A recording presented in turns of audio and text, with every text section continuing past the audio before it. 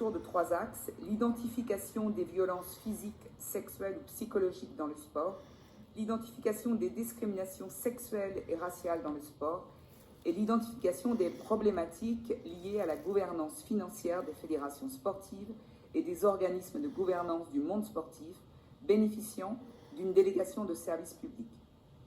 Mediapart a révélé plusieurs affaires de violences sexuelles dans le sport depuis 2019, notamment dans un club de natation de Clamart, où était licenciée l'ancienne ministre des Sports, Madame Roxana Maracineanu, ou à Lyon, à propos du comportement d'un président de club de tennis de table à l'encontre de jeunes garçons. L'entraîneur en question ayant admis partiellement les faits, mais ayant été réemployé en Bretagne peu après sa condamnation à 5 ans de prison. Qui avait été appelée l'affaire des quotas de la Fédération française de football. C'est une affaire qui nous tient très à cœur et qui, je crois, peut être un éclairage pour votre commission, parce qu'elle est un peu la rencontre d'un tabou et d'une croyance.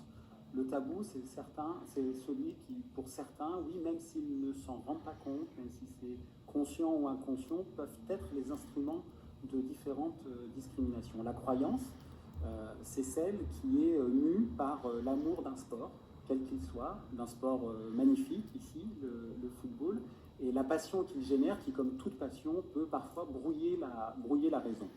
Alors, de quoi parlons-nous ? L'affaire des quotas discriminatoires de la Fédération française de football, c'était l'histoire d'un projet occulte, mais bien réel, qui a été imaginé au sein de la plus grande, la plus puissante, la plus riche fédération sportive du pays, c'est la Fédération française de football. De limiter le nombre de joueurs français de type africain et nord-africain, et on parle là, il faut bien prendre conscience de ce dont on parle, d'enfants de 12 ans, qui étaient susceptibles d'être sélectionnés dans des centres de formation de la Fédération française de football. Cette réunion, nous avons pu en avoir connaissance dans le moindre détail, puisqu'elle a été enregistrée. Elle a été enregistrée par ce qu'on peut appeler un lanceur d'alerte, parce que depuis plusieurs mois, il était témoin d'une dérive discriminatoire au sein de cette fédération.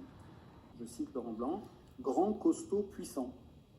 On doit comprendre que les Blancs seraient plus habiles et plus malins balle au pied.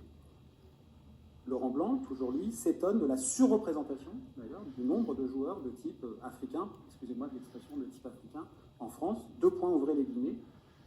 Dit-il, les Espagnols, ils disent, nous, on n'a pas de problème, les Blacks, on n'en a pas. Citation de Laurent Blanc. Éric Monbert renchérit, le jeu, c'est l'intelligence, donc c'est d'autres types